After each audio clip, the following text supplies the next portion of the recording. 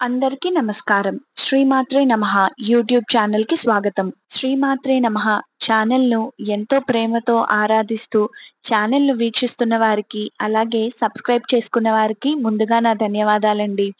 అలాగే ఇకపై కూడా మీ ప్రేమ, అభిమానం, ఆదరణ మన ఛానల్ మీద ఇలాగే కొనసాగాలని కోరుకుంటూ, ఈరోజు ఒక మంచి విషయం గురించి మాట్లాడుకుందాం. ఈ సృష్టిలో గల జీవరాశుల్లోకెల్లా మానవ జీవితానికే కేవలం ధన సంబంధం కలిగి ఉంది. ప్రస్తుతం నడుస్తున్న ఈ కలియుగంలో మానవుల యొక్క సమస్యలలో ఎక్కువ శాతం ధన సంబంధమైనదే అయి ఉంటున్నది. అందుకు ఋషులు ముందుగానే కలియుగంలో మానవుల ధన సంబంధమైన దుర్భర పరిస్థితులను ఊహించి, అందరూ మంత్రాలతో పూజలు చేయలేరని కరుణతో వేదాల నుండి మానవులకు ఉపయోగపడే కొన్ని మంత్రాలు, వాటినే రుక్కులు అని కూడా అంటారండి. అలాంటి కొన్ని రుక్కులను మనకు అందించారన్నమాట. అయితే వాటిని సూక్తాలు అని కూడా అంటారు. అదే సూక్తములు అని కూడా అంటామండి. సూక్తము అనగా మనకు మంచిగా ఉపయోగపడేది, మనకు మంచి చేసేవి అని అర్థం. వాటిలో మనకి ధన సంబంధమునకు అధిష్టాన దేవత శ్రీ మహాలక్ష్మీదేవి కదండీ! ఆ అమ్మవారిని శ్రీ సూక్తంతో ఆరాధిస్తే ఎంతో పొంగిపోతుందండి.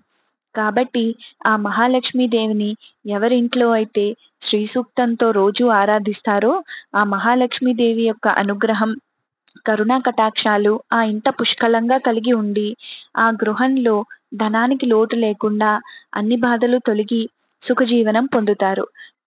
కాబట్టి అంత మంచిని మనకు కలిగించే శ్రీ సూక్తాన్ని మనం రోజు పొద్దున్న స్నానం చేసి, శుచి అయిన బట్టలు కట్టుకుని, దేవుని దగ్గర ఒక దీపం పెట్టి, శ్రీ సూక్తం చదివి, అమ్మ పాదాల దగ్గర పుష్పం ఉంచి, గంధ ధూప దీప నైవేద్యాలు సమర్పించి, చివరను ఒక్క హారతి ఇచ్చి, వీలైతే మనకు వచ్చిన అమ్మవారి పాట ఒకటి పాడితే, అలాంటి ఇంట అమ్మ కొలువై ఉండి, మన భాగయోగాలు ఆమె చూసుకుని అందరినీ చల్లగా రక్షిస్తుందన్నమాట.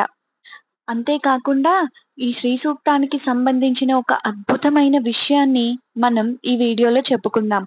అయితే వీడియోని స్కిప్ చేయకుండా ఎండ్ వరకు చూసేయండి మరి.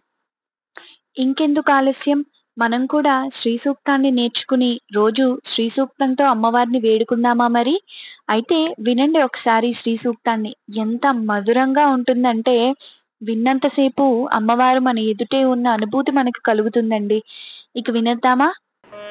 अतः श्रीसूक्तम् हिरण्यवर्णां हरिणीं सुवर्णरजतस्रजां चन्द्रां हिरण्मयीं लक्ष्मीं जातवेदो आवह तां आवह जातवेदो लक्ष्मीवनपगामिनीम् यस्यां हिरण्यं विन्देयं कामस्वं पुरुषानहम् अश्वपूर्वां रथमद्यां हस्तिनादप्रबोधिनीं श्रियं देवीमुपह्वये श्रीर्मा देवीर्जुषताम् कां सोऽस्मितां हिरण्यप्राकाराम् आद्रां ज्वलन्तीं तृप्तां तर्पयन्तीम् पद्मे स्थितां पद्मवर्णां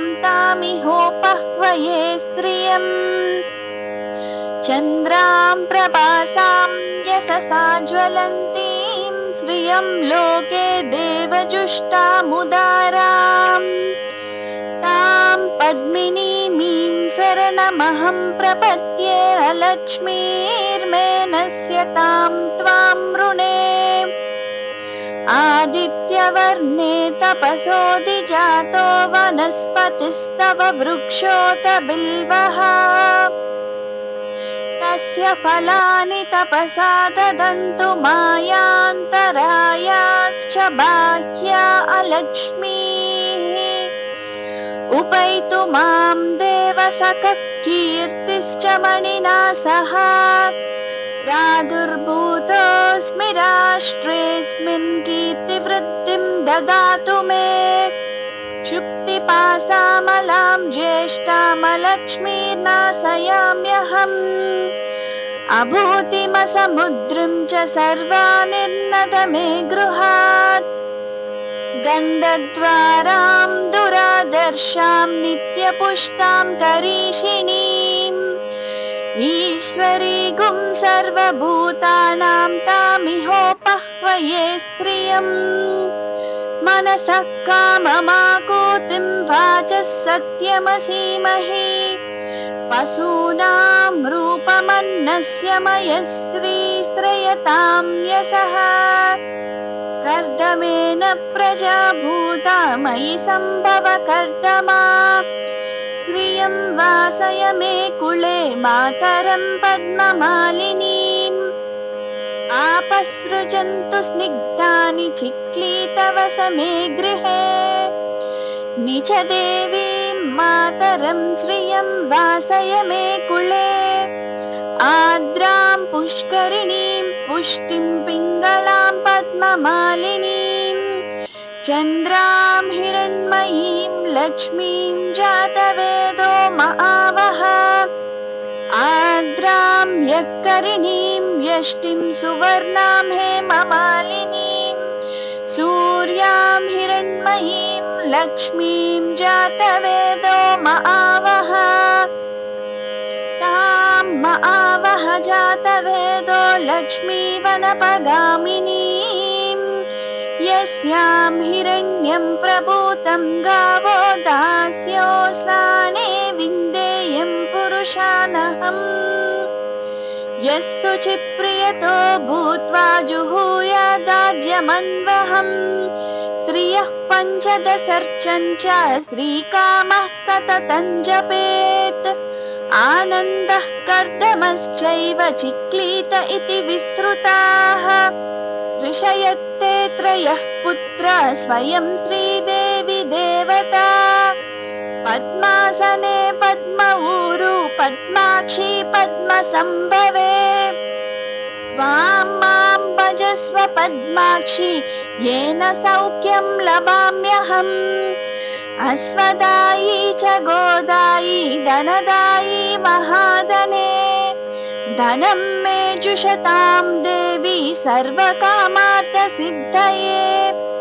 पुत्रपौत्रधनं धान्यं हस्त्यस्वाधिगमेरदम् प्रजानां भवसि माता आयुष्मन्तं करोतु माम् चन्द्राभां लक्ष्मीमीशानां सूर्याभां श्रियमीश्वरीं चन्द्रसूर्याग्निसर्वाभ्यां श्रीमहालक्ष्मीर्मुपास्महे धनमग्निर्धनं वायु धनं सूर्यो धनं वसुः धनमिन्द्रो बृहस्पतिर्वरुणं धनमश्नुते वैनतेय सोमं पिबतु वृत्रः सोमं धनस्य सोमिनो मह्यं ददातु सोमिनः न क्रोधो च न मात्सर्यं न लोभो न शुभामतिः भवन्ति कृतपुण्यानां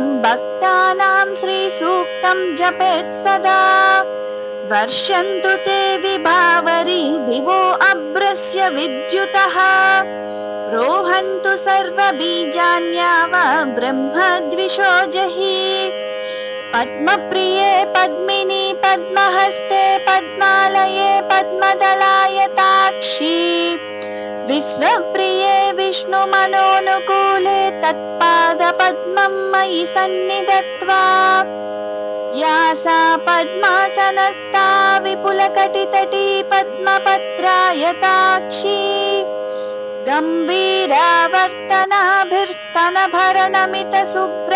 गम्भीरावर्तनाभिर्स्तनभरणमितशुभ्रवस्त्रोत्तरीया लक्ष्मीं दिव्यैर्गजेन्द्रैर्मणिगणखचितैः स्नापिता हेमकुम्भकैः नित्यं सा पद्महस्ता मम वसतु गृहे सर्वमाङ्गल्ययुक्ता लक्ष्मीं क्षीरसमुद्रराजतनयां श्रीरङ्गधामेश्वरीं दासीभूतसमस्तदेववनितां लोकैकदीपाङ्कुराम् श्रीमन्मन्दकटाक्षलब्धविभव ब्रह्मेन्द्र गङ्गाधरां त्वां त्रैलोक्यकुटुम्बिनीं సరసిజాం వందే ముకుంద ప్రియాం సిద్ధలక్ష్మీర్మోక్షలక్ష్మీర్జయలక్ష్మీర్సరస్వతీ శ్రీలక్ష్మీర్వరలక్ష్మీశ్చ ప్రసన్నా మమ సర్వదా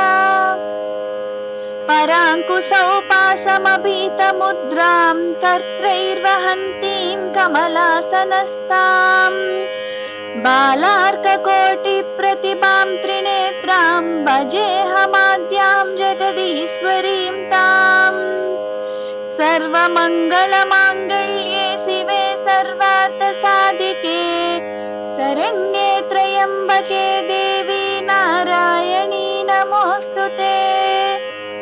ఓం మహాదేవ్యై చ విద్మహే విష్ణుపత్న్యై చ ధీమహి తన్నో లక్ష్మి ప్రచోదయాతు. ఓం శాంతి శాంతి శాంతి. విన్నారు కదండి శ్రీ సూక్తాన్ని. ఎంత మధురంగా, ఎంత అద్భుతంగా ఉందో. మనం మనసు పెడితే నేర్చుకోవడానికి ఎంతో సమయం పట్టదండి. ఇదే రికార్డింగ్‌ని మనం ఒక 2, 3 సార్లు విన్నా సులభంగా నేర్చుకోగలం. ఎంతో టైం కూడా పట్టదు అమ్మవారి దగ్గర ఇది కూర్చొని చదువుకోవడానికి. 10 నిమిషాలు కూడా పట్టదండి ఇది. అయితే ఈ శ్రీ సూక్తానికి సంబంధించిన ఇంకొక ముఖ్యమైన విషయం ఏంటంటే, ఈ శ్రీ సూక్తాన్ని ఇంట్లో రోజు 2 పూట్ల పారాయణ చేస్తే దారిద్ర్యం తొలగిపోతుందండి. అంత మహిమ కలది ఈ శ్రీ సూక్తం. మరి ఈరోజే మీరు కూడా లేట్ చేయకుండా ఈ శ్రీ సూక్తాన్ని నేర్చుకుని మీరందరూ కూడా అమ్మవారిని పూజించి కృపాబ్దులు అవ్వండి. ఇదే శ్రీ సూక్తం నేర్చుకుంటే మనం పర్వదినాలలో అమ్మవారికి షోడశోపచార పూజలతో పూజ చేసుకోవాలనుకున్నప్పుడు శ్రీ సూక్త విధానంతో చేసుకుంటే అమ్మవారు ముందు చెప్పుకున్నట్లుగానే చాలా పొంగిపోతారు. అయితే అప్పుడు మీకు సులభంగా ఉండాలంటే ముందు ఇప్పుడు మీకు శ్రీ సూక్తం అనేది రావాలి. కాబట్టి అందరూ శ్రీ సూక్తాన్ని నేర్చుకోండి. మరి ఈ రోజుకు మీ నుండి సెలవు తీసుకుంటానండి. నెక్స్ట్ వీడియోలో మరింకొక మంచి విషయంతో మీ ముందుకొచ్చేస్తాను. ఇలాంటి మరిన్ని వీడియోస్ కోసం please like, share, comment and subscribe to our YouTube channel Shri మాత్రే నమః. Thank you.